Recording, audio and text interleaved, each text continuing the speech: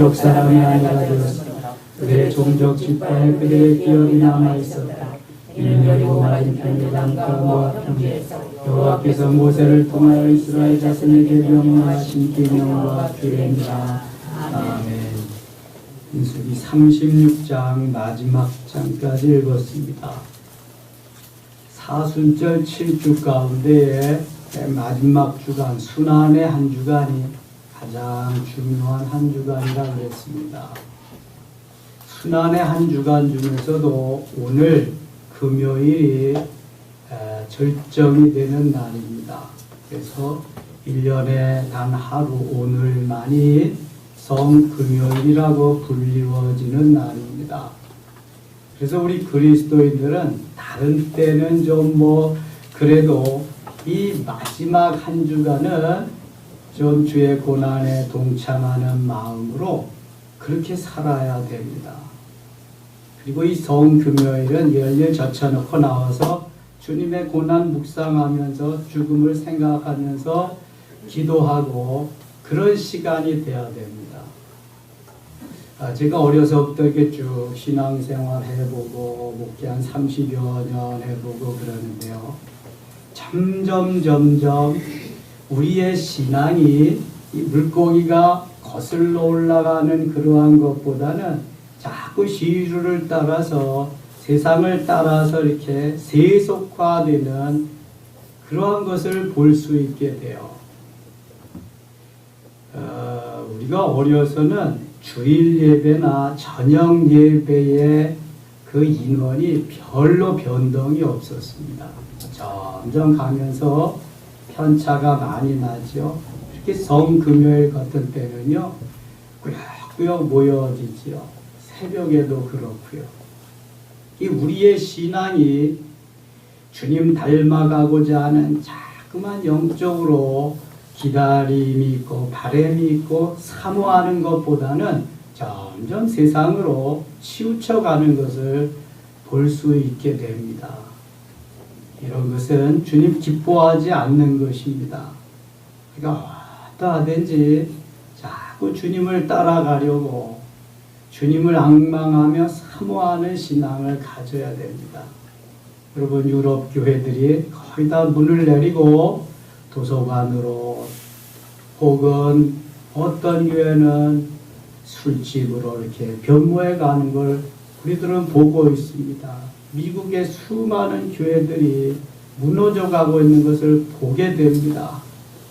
IS, 이슬람이 점령하고 사단의 세력들이 계속 점령해 옵니다. 그러니까 점령 당하면 안 됩니다.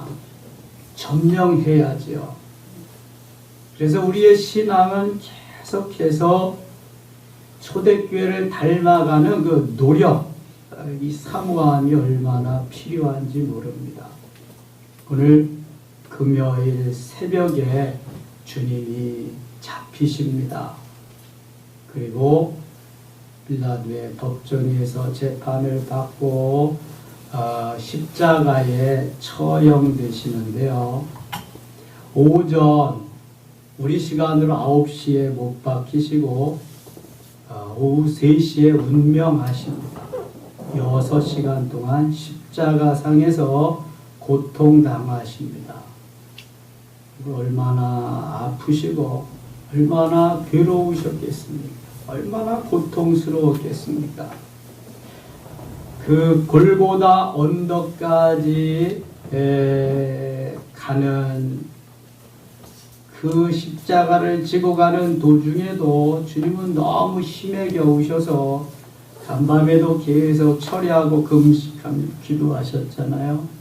가다가 넘어지시고 또 가다 넘어지시고 나중에는 십자가를 지실 수 없어서 대신 구레네 시몬이 구경 나왔다가 십자가를 지셨습니다. 예수님을 따르던 3년 동안이나 예수님과 함께 먹고 마시며 예수님을 따르던 제자들 어느 누구도 그 옆에 없었습니다. 예수님 왕이 되면은 좌우편에 앉게 해달라고 애원하던 야고보와 요한도 없었습니다. 다른 사람 다 주를 부인하고 떠날지라도 나는 결코 주를 떠나지 아니하겠습니다. 큰 소리치던 베드로도 그 곁에는 없었습니다. 여러분, 무엇을 보고 주님을 따랐습니까? 육신의 눈으로 예수님 오병이어의 기적을 일으키시고 죽은 자를 살리시고 고통당하는 자, 병든 자 살리시니까 야, 예수님 왕만 되시면 우리가 좌우편에 우리가 있기만 하면은 끝내주는 거다. 그래서 예수님을 따랐던 거죠. 그 예수님이 십자가를 지시면서 이제 돌아가신다고 하니까 아무도 따르는 자가 없었습니다. 여러분, 오늘날도 정말 영광을 위해서, 부귀와 영화를 위해서, 좋은 것을 위해서는 따라가는 사람이 있을지 모르지만 고난의 현장에, 죽음의 현장에는 몇 명이나 따라갈까요? 3년 동안이나 배와 금을 다 버리고 처자식 다 버리고 예수님을 따르던 예수님의 제자들이 한 명도 예수님을 따르지 못했다는 것은 얼마나 안타까운 일인지 모릅니다. 그렇다면 오늘날 예수님을 따라갈 만한 주의 제자는 몇 명이나 있을까요? 예수님 아마 헤아려 보고 찾아보고 계실 것 같아요. 내가 2000년 전으로 돌아가서 내가 다시금 십자가를 진다고 한다면 나를 따라오는 자, 나와 함께 십자가까지 올 수 있는 자는 몇 명이나 될까? 주님 아마 헤아려 보실 것 같아요. 예수님의 제자 가운데 한 명은 예수님이 돈으로 보여서 팔아먹었고 나머지 11놈은 다 주랭랑하고 도망가 버렸고 한 놈도 없었는데 과연 그 누가 나를 따를 수 있을 것인가? 예수님이 힘에 겨워서 십자가를 지고 가지 못할 때 제자가 아닌 구경 나온 구레네 시몬이 졌다고 하는 것은 얼마나 안타까운 일인지 몰라요. 누군가는 주님을 따르던 주님의 제자가 졌어야 되는 거 아닌가요? 십자가상에서 예수님이 7마디 말씀을 남기십니다. 첫째, 아버지여 저들의 죄를 용서해 주시옵소서. 저들이 알지 못해서 그렇습니다. 여러분, 이것은 기적입니다. 예수님이 만일 거기서 야 이놈들아 너희들 한번 두고 보자, 딱 십자가에서 내려와서 다 처형시켰다고 한다면 끝나는 거죠. 그때는 우리도 구원을 못 받고 예수님도 상태로 다 끝나는 거죠. 얼마든지 예수님은 그러실 수 있어요.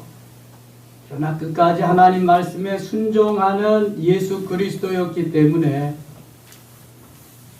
저들이 알지 못해서 그렇습니다. 저들을 용서해 주시옵소서.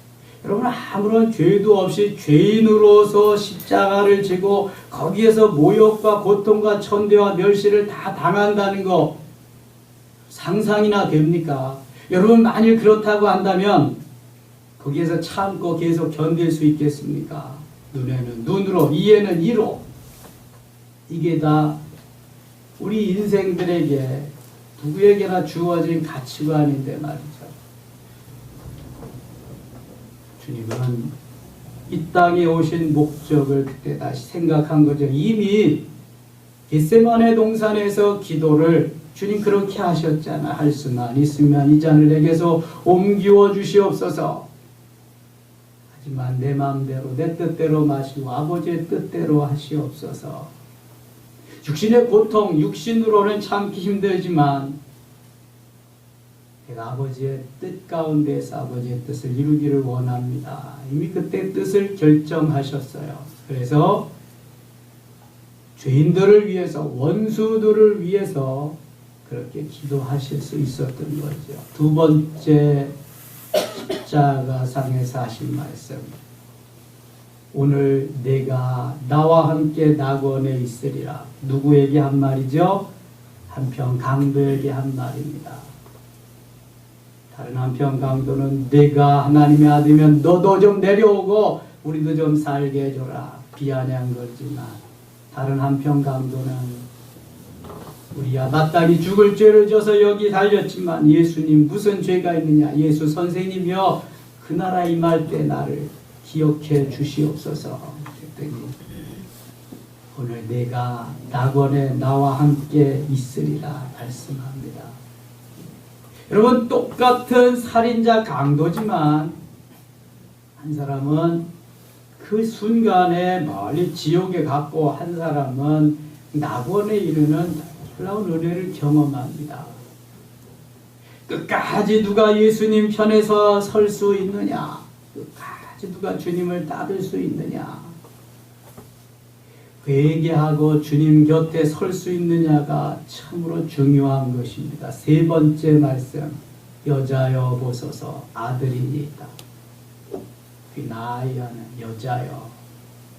이것은 가장 최상의 존칭어입니다. 어머니 보시옵소서 아들입니다. 너무 걱정하지 마세요.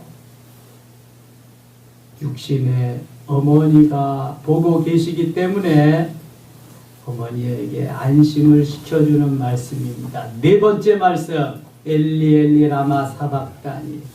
나의 하나님 나의 하나님 어찌하여 나를 버리셨나이까. 너무 고통스러우니까 하나님이 마치 버리신 것 같았습니다. 다섯 번째 말씀, 내 아버지여 내 영혼을 안지 내가 목마르다. 내가 목마르다.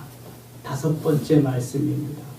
그러니까 머리에 가시관 쓰시고 손과 발에 대못이 박히셔서 대못이 손을 타고 양손을 해서 피가 내리고 두 발은 엉켜서 대못을 쳤으니까 발에서 피가 쏟아지고 가시관을 썼으니까 머리에서부터 계속 피가 내려옵니다. 나중에는 로마 병정들이 사살 확인을 해서 창으로 옆구리를 찌릅니다. 그래서 최후에는 물 한 방울도 남기지 않고 다 쏟으시죠.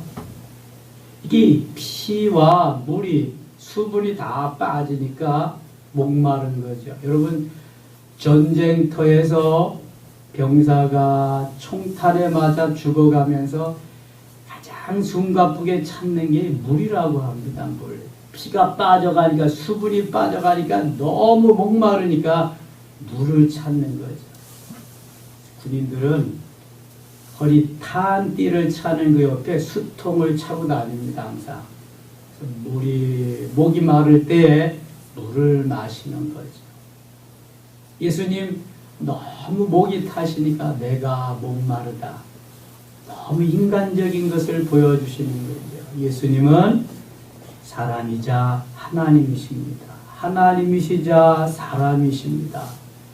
신성과 인성을 동시에 겸비하고 오신 분이기 때문에 사람으로서 목마름을 표현한 것입니다.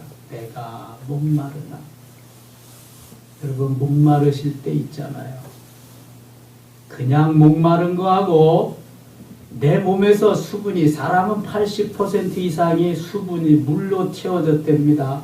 태어날 때도 어머니 자궁 물속에서 있다가 물에서 살다가 태어나서 사는 거예요. 물 마시고 사는 거죠.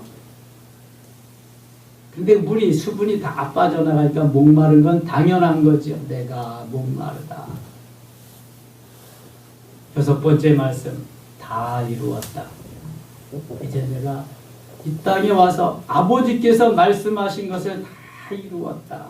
마지막 일곱 번째 말씀, 아버지여 내 영혼을 아버지의 손에 부탁하나이다. 내 영혼을 아버지 손에 부탁하고 운명하셨습니다. 6시간 동안 십자가 위에서 계셨습니다. 여러분, 이것이 오늘 되어진 그러한 일들입니다. 예수님의 시체를 아리마대 사람 요셉이 찾아다가 자기가 미리 예비해둔 그러한 무덤에다가 장사를 지낸 아리마대 요셉은 의로운 사람이라 그랬습니다. 그리고 내일 무덤에 계시면서 모레 새벽에 부활하십니다. 사실 3일 만에 사흘 만에 부활하시고 하지만 시간적으로는 이틀입니다. 숫자적으로 3일이지만 만 이틀이죠. 우리가 일제 36년이라 그러지만 만 35년이잖아요. 1910년에 을사늑약 강제 합병하고 45년에 해방됐습니다. 예수님 그래서 사흘 만에 오늘 십자가에 돌아가시고 내일 모레 주일날 부활하십니다. 예수님의 부활을 기점으로 해서 안식일은 주일의 개념으로 바뀌어지게 되고 오늘도 주일을 지키고 있는 것입니다. 이제 본문으로 돌아가겠습니다. 광야 39년의 세월을 다 이제 지내고 마지막 1년 동안 모압 평지에서 이들이 하나님의 마지막 훈련을 받게 되면서 모세에게 하나님 말씀하십니다. 열두 지파에게 분깃을 주어서 나누어 갖게 하시고 이제 가나안 땅의 경계를 말씀하십니다. 34장 1절 봅니다. 여호와께서 모세에게 이르시되 너는 이스라엘 자손에게 명령하여 그들에게 이르라. 너희가 가나안 땅에 들어가는 때 그 땅은 너희의 기업이 되리니 곧 가나안 사방 지경이라. 가나안 땅이 너희의 땅들이 될 것이다 하면서 경계가 어디에서 어디까지 쭉 말씀하십니다. 아주 세밀하시고 정확하신 분이기 때문에 일일이 다 말씀하십니다. 13절, 14절 같이 한번 읽겠습니다. 모세가 이스라엘 자손에게 명령하여 이르되 이는 너희가 제비뽑아 받을 땅이라 여호와께서 이것을 9지파 반쪽에게 주라고 명령하셨나니 이는 루벤 자손의 지파와 갓 자손의 지파와 함께 그들의 조상의 가문에 따라 그들의 기업을 받을 것이며 므낫세 반쪽도 기업을 받았음이니라. 아멘. 오늘 새벽에 묵상했습니다. 루벤 지파와 갓 지파, 므낫세 반 지파는 가축이 많이 있어서 요단 동편에 풀이 우거진 그곳에서 가축을 기르기가 너무 좋아가지고 우리는 요단강 안 건너갈 테니까 여기에서 분깃을 달라. 그랬더니 모세가 무슨 말이냐? 야, 모두가 나가서 가나안 땅을 점령하는 그때에 너희들만 여기에서 남겠다. 무슨 그게 말이나 될 거나. 그건 공동체를 위해서 안 된다. 너희 이익과 너희만을 위한 일이다. 이건 결코 있을 수 없는 일이다. 그러면서 모세가 너희들이 만일 요단강 건너가서 함께 싸워가지고 가나안 땅을 다 점령하게 되면 그때 너희들이 원하는 요단 동편 땅을 주겠다. 그랬더니 루벤 지파와 갓 지파가 그걸 수용합니다. 그래서 가나안 땅 다 점령하고 나서 이 루벤과 갓 지파는 다시 요단강 건너와서 요단 동편 땅을 차지하게 됩니다. 거기에 므낫세의 반 지파까지, 그래서 두 지파 반이 요단 동편에 남게 됩니다. 이거 말하는 거예요. 그래서 이는 루벤 자손의 지파의 갓 자손의 지파가 함께 그들의 조상의 가문에 따라 그들의 기업을 받을 것이며 므낫세 반쪽도 기업을 받았습니다. 14절에 그거 말씀하는 겁니다. 15절 이 두 지파와 그 반 지파는 여리고 맞은편 요단 건너편 곧 해돋는 쪽에서 그들의 기업을 받으리라. 설명해 드린 것과 같이 요단 동편에 루벤 갓 지파와 므낫세 반 지파는 거기에서 기업을 받으리라. 이렇게 말씀하고 있습니다. 여호와께서 또 모세에게 말씀하여 이르시되 17절 너희에게 땅을 기업으로 나눌 자 이름은 이러하니 제사장 엘르아살과 눈의 아들 여호수아니라. 여호수아와 엘르아살이 중심이 되어서 땅을 분배. 엘르아살은 제사장입니다. 아론의 아들입니다. 나답과 아비후는 하나님이 명하시지 않은 다른 불을 사용해서 제사드리다가 죽임을 당해서 셋째 아들 엘르아살이 대제사장을 이어받게 됩니다. 그리고 모세는 요단강을 건너지 못하기 때문에 모세의 후계자 여호수아를 통해서 가나안 땅을 분배하게 됩니다. 그래서 엘르아살과 여호수아가 중심이 돼서 가나안 땅에 가서 땅을 분배받게 되는 거죠. 너희는 또 기업의 땅을 나누기 위하여 각 지파에 한 지휘관씩 택하라. 각 지파에 한 수장, 지휘관을 한 사람씩 세우라는 거예요. 19절 그 사람들의 이름은 이러하니 유다 지파에선 여분네 아들 갈렙이요. 이 여분네 아들 갈렙을 주목해야 됩니다. 갈렙은 여호수아와 더불어서 온전히 하나님을 따른 사람입니다. 하나님의 말씀에 분명히 순종한 사람입니다. 여호수아와 나이가 연배가 비슷합니다. 그런데 한 사람은 모세의 후계자 지도자가 되었고 한 사람은 족장으로서 땅을 분배받게 됩니다. 어쩌면 갈렙은 좀 세상적으로 말하면 기분 나쁠 수 있습니다. 똑같이 단 두 사람이 가나안 땅을 들어가는데 여호수아는 지도자로 갈렙은 여호수아를 돕는 자로 이렇게 세우게 되었으니까 어떻게 보면은 세상적으로 보면은 기분 나쁠 수 있고 그래요. 그런데 다시 영적으로 다시 하나님 편에서 한번 생각해 보면 갈렙은 영광이지요. 60만 3,548명이 다 광야에서 죽었는데 하나님 은혜로 여호수아와 더불어 가나안 땅을 밟을 수 있다는 것이 얼마나 큰 은혜와 영광인지 모릅니다. 여러분 이렇게 생각해야 됩니다.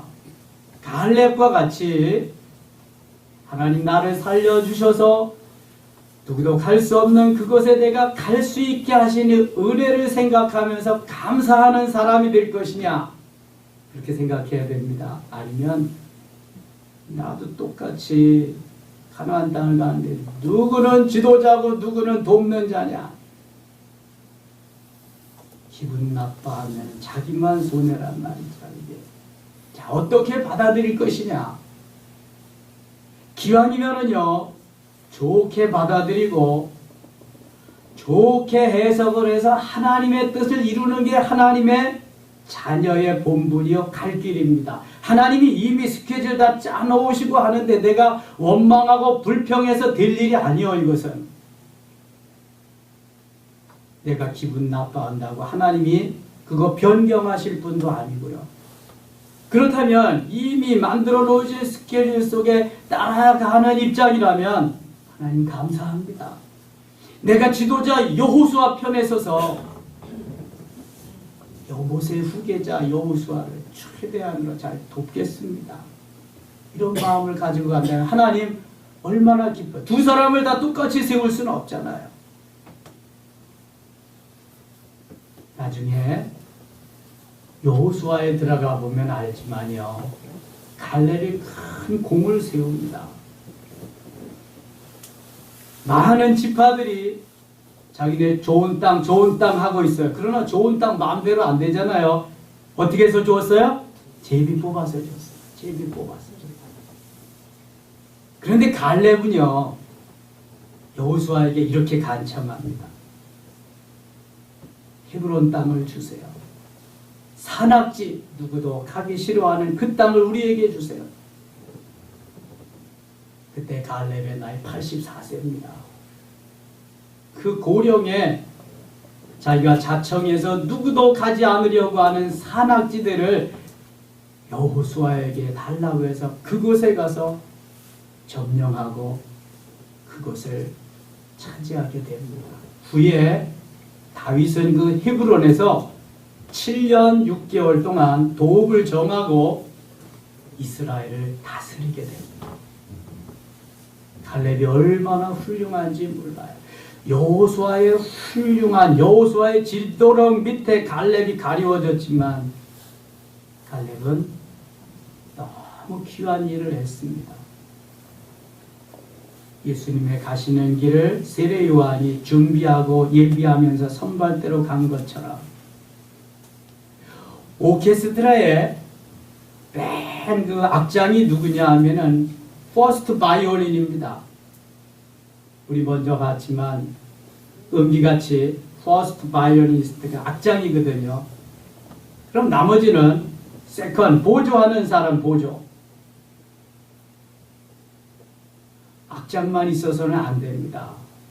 보조 역할을 잘 해줘야, 세컨 역할을 잘 해줘야 아름다운 하모니가 이루어져 가는 것입니다. 목사한 사람 목회할 수 없습니다. 목사를 잘 돕는 중직자들이 필요한 것입니다. 목회자를 잘 돕는 스태프들이 있을 때 멋진 건강한 교회가 됩니다. 만약 갈렙이 기분 나쁘다고 해서 쿠데타를 일으킨다거나 반역을 일으킨다고 해보세요. 콩가루 집안 되는 겁니다. 그때는. 오늘날 한국 교회가 잘 교훈으로 받아들여야 될 부분이 여호수아와 갈렙과의 관계입니다. 갈렙이 한 지파의 수장으로밖에 그렇게 지명받지 못했지만 갈렙이 한 일은 그 이상입니다. 엄청난 일을 한 것을 볼 수 있게 됩니다. 여러분, 여호수아가 되든지 갈렙이 되든지 그 일은 막중한 것입니다. 반드시 광야에서 순종함으로 여호수아와 갈렙이 될 수 있기를 축원합니다. 두 사람만이 가나안 땅 밟았어요. 다른 사람 못 갔다니까요. 35장 여호와께서 여리고 맞은편 요단강 모압평 지에서 모세에게 말씀하여 이르시되 이스라엘 자손에게 명령하여 그들이 받은 기업에서 레위인에게 거주할 성읍들을 주게 하고 너희는 또 그 성읍들을 두르고 있는 초장을 레위인에게 주어서 3절, 4절, 5절까지 계속해서 읽겠습니다. 성읍은 그들의 거처가 되게 하고 초장은 그들의 재산인 가축과 짐승들을 둘 곳이 되게 할 것이라. 너희가 레위인에게 줄 성읍들의 들은 성벽에서부터 밖으로 사방 1000규빗이라. 성읍 중앙에 두고 성밖 동쪽으로 2000규빗, 남쪽으로 2000규빗, 서쪽으로 2000규빗, 북쪽으로 2000규빗을 측량할지니 이는 그들의 성읍의 들이며 6절 너희가 레위인에게 줄 성읍은 살인자들이 피하게 할 도피성으로 6성읍이요 그 외에 40이 성읍이라. 40이 성읍이라. 이거 무슨 말 하는 거냐면 지금 여러분 레위인은 분깃이 있어요 없어요? 분깃이 없습니다. 그런데 여기 보면 레위인에게 성읍을 주라고 말해요. 모두 42성읍을 주라 그럽니다. 7절 보세요. 너희가 레위인에게 모두 48성읍, 여기 또 48성읍이네. 6절 다시 봅니다. 너희가 레위인에게 줄 성읍은 살인자들과 피하게 도피성으로 6성읍이요 그 외에 42성, 6성읍과 그러니까 도피성 6성읍과 다른 성읍 42성읍 모두 해서 48성읍이죠. 너희가 레위인에게 모두 48성읍을 주고 그 초장도 함께 주되 너희가 이스라엘 자손의 소유에서 레위인에게 너희가 성읍을 줄 때 많이 받은 자에게서는 많이 떼어서 주고 적게 받은 자에게서는 적게 떼어줄 것이라. 각기 받은 기업을 따라서 그 성읍들을 레위인에게 줄지니라. 이거 자세히 읽어보지 않으면요 그냥 넘어갈 수 있어요. 아, 레위인은 분깃이 없다 그런 줄만 아는데 여기 보니까 48성읍이나 주라고 그랬어요. 이것은 무슨 의미가 있느냐 하면 레위인은 따로 거처할 그러한 분깃을 주지 않았어요. 그래서 레위 지파는 지역이 없습니다. 그런데 각 지파에서 성읍들을 주어서 그 성읍에 거처하게 하는 거예요. 거처할 공간들을 지금 각 지파에서 마련해 주는 거예요. 6 도피성은 그 6 성읍은 부지 중에 살인한 자가 도피할 성읍으로 주는 거고요. 오늘날 선교 전략으로 말하면은 이것은 각 흩어져서 선교할 수 있는 좋은 그러한 분기점이 되는 거죠. 레위는 성전에서 주의 수종드는 일을 합니다. 그런데 살아갈 집, 거처는 있어야 되기 때문에 각 지파에서 성읍들을 주어 가지고 각 지파의 그 성 속에서 거처를 마련하고 살면서 성전을 봉사하게 합니다. 그리고 때로 가축이 있으면은 거기에서 여유롭게 이제 가축도 치기하고 그러지요. 생활 주식용으로 생활을 해결하게 하기 위해서 하는 것이 아니라 거처용으로 주셨다고 여러분들이 그렇게 이해를 하면 좋겠고요. 백성들이 하나님 앞에 드린 11조를 가지고 레위인들은 살아가게 했습니다. 이것이 하나님이 정해주신 법입니다. 여기에 48성읍은 저들이 거처할 그러한 성읍으로 주셨다는 것. 다른 지파들은 지역이 있습니다. 경기도, 강원도, 충청도 이렇게 다 지역을 줬는데 레위 지파는 그걸 주지 않았다. 다만 저들이 가서 살 거처가 있어야 되기 때문에 각 지파에서 성읍을 마련해가지고 48성읍을 주었다. 12지파의 48성읍은 한 4성쯤 한 지파에서 준 것으로 보면은 될 것입니다. 그렇게 이해하시면 여기 35장 1절로 8절이 이해가 이제 갈 거고요. 9절부터 도피성이 나옵니다. 여호와께서 또 모세에게 말씀하여 이르시되 이스라엘 자손에게 말하여 그들에게 이르라 너희가 요단강을 건너 가나안 땅에 들어가거든 11절 같이 읽어요. 너희를 위하여 성읍을 도피성으로 정하여 부지 중에 살인한 자가 그리로 피하게 하라. 아멘. 도피성은 부지 중에 살인한 자가 피하는 성이구나. 그리고 부지 중에 할 수가 있잖아요. 월남 파병을 하는데 수류탄 뽑아서 던지기 연습을 하는데 수류탄을 뽑아가지고 던지려고 하는데 뒤로 갔단 말이지. 그때 중대장, 소대장이 강제구인데 강제구 대위가 그냥 놔두면 부하들이 다 죽게 되었으니까 자기가 가서 몸으로 수류탄을 안고 덮쳐서 산화했습니다. 이게 부하를 사랑하는데 그 부하가 죽이려고 그랬겠어요? 이게 부지 중에 수류탄 핀을 뽑아서 잘못해가지고 던지려고 했는데 이게 뒤로 떨어져 버렸단 말이지. 그래서 지도자는 죽었지만 부하들을 살렸는데요. 부지 중에 오발해서 잘못해서 사람을 죽이는 경우 이런 사람들을 위해서 성읍, 도피성을 만들어줬어요. 이게 요단 동편에 3개, 서편에 3개, 6개가 있었다. 12절 이는 너희가 복수할 자에게서 도피하는 성을 삼아 살인자가 회중 앞에 서서 판결을 받기까지 죽지 않게 하기 위함이니라. 너희가 줄 성읍 중에 6을 도피성이 되게 하되 3 성읍은 요단 이쪽에 두고 3 성읍은 가나안 땅에 두어 도피성이 되게 하라. 15절 같이 읽겠습니다. 이 6 성읍은 이스라엘 자손과 타국인과 이스라엘 중에 거류하는 자의 도피성이 되리니 부지 중에 살인한 모든 자가 그리로 도피할 수 있으리라. 아멘. 오늘날 도피성은 어디일까요? 오늘날 도피성은 그럼 어디일까요? 교회입니다. 예수 그리스도가 도피성입니다. 여러분 우리는 다 죽을 죄를 졌습니다.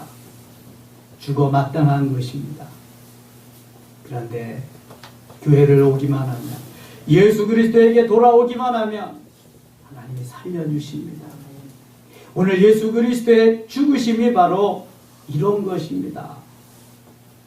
환난과 핍박과 어려움이 있지만 하나님은 도피성을 주셨습니다. 예수 그리스도에게 돌아오기만 하면, 안기기만 하면 십자가상이 한편 강도와 같이 낙원에 이르는 놀라운 은혜를 경험하게 됩니다. 오늘도 주님은 살아계시고요, 이러한 자를 찾고 계십니다. 36장은 민수기의 마지막 장인데요, 이 슬라부앗의 딸들에 관한 상속에 대한 이야기가 민수기 마지막 장에 나옵니다. 이미 이 슬라부앗에 대해서 모세가 다 이거 교통정리를 이미 해준 사항입니다. 딸만 있는 지파는 어떻게 되느냐? 아버지가 다 돌아가셨는데 딸만 있다. 기업을 미룰 수 없지 않느냐? 딸만 있어도 딸에게도 기업을 주어라. 그러면 이 딸들이 다른 지파로 시집을 갔을 때 그럼 어떻게 되냐? 없어지는 거 아니냐? 그렇지 않기 위해서 같은 지파에게만 결혼을 해라. 같은 지파 남자하고만 결혼을 해라. 그러면은 계속 그 기업이 이어지리라 하는 그런 마지막 판결을 해놓고 민수기가 종료가 됩니다. 그래서 민수기에서는 민수기가 저 시내산에서, 시내 광야에서 모압 평지까지 39년의 광야의 순례를 기록해 놓은 것이 민수기입니다. 이 민수기에서 광야에서 원망하고 불평하고 불순종하던 모든 사람들이 다 죽습니다. 하나님이 죽이십니다.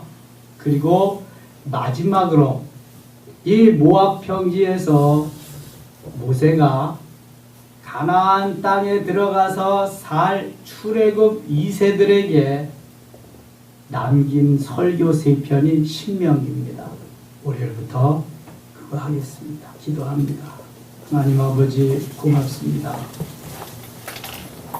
하나님께서 우리에게 원하시는 삶은 주님 말씀 순종하면서 주의 뜻을 이루는 것입니다. 주여, 내 뜻대로 내 마음대로 하지 말게 하시고 주의 뜻을 이루는 저희들이 되게 하소서.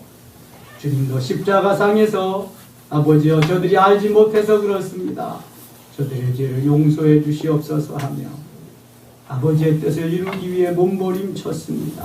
오늘 성금요일 주님 가신 길 따라가기를 원합니다. 주님 지신 십자가 우리도 지기를 원합니다. 내 몫에 대인 십자가 나도 지고 끝까지 주님 따라가게 하소서. 주님 영광을 받으시고 우리를 아름답게 사용하여 주시옵소서. 여호수아가 되게 하시고 갈렙이 되게 하시고 오직 하나님이 쓰시기에 아름다운 도구가 되게 하여 주시옵소서. 예수님의 이름으로 기도드리옵나이다. 아멘.